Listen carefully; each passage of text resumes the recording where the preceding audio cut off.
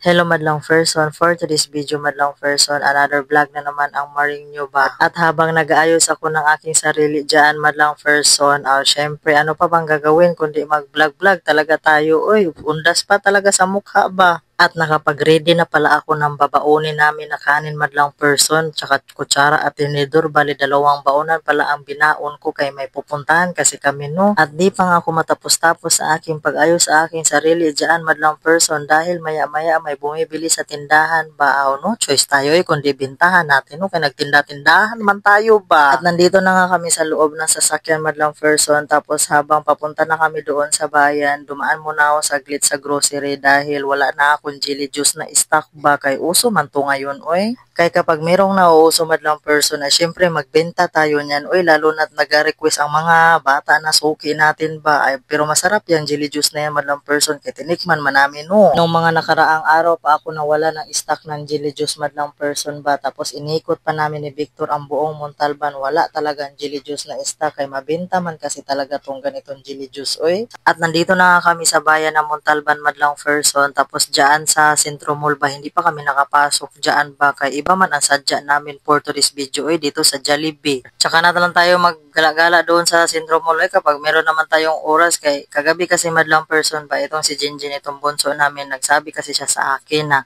Mama, miss ko na Jollibee, miss na McDo.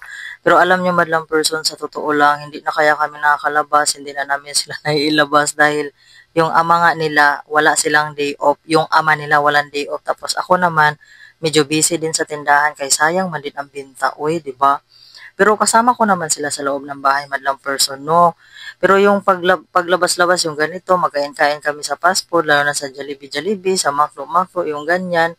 Pero kaya sabi ko kay Victor, di bali na mag-ano ka ngayon, kulang ang tulog mo muna ngayon for today's video.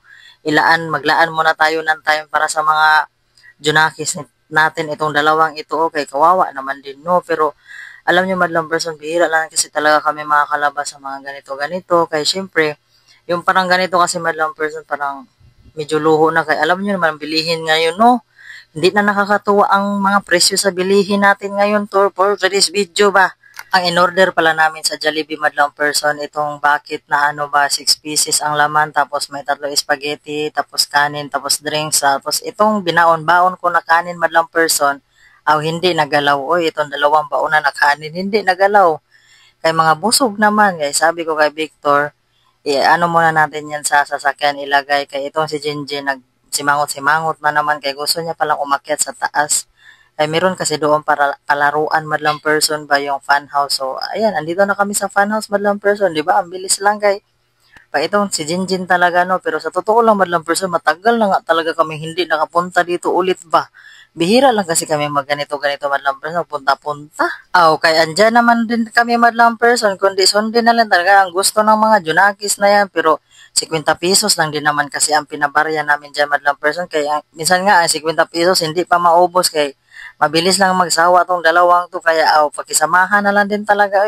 Anuhin na lang talaga kay mga bata man hindi man talaga natin yan mapigilan. Mga bata, minsan lang sila maging bata madlang person.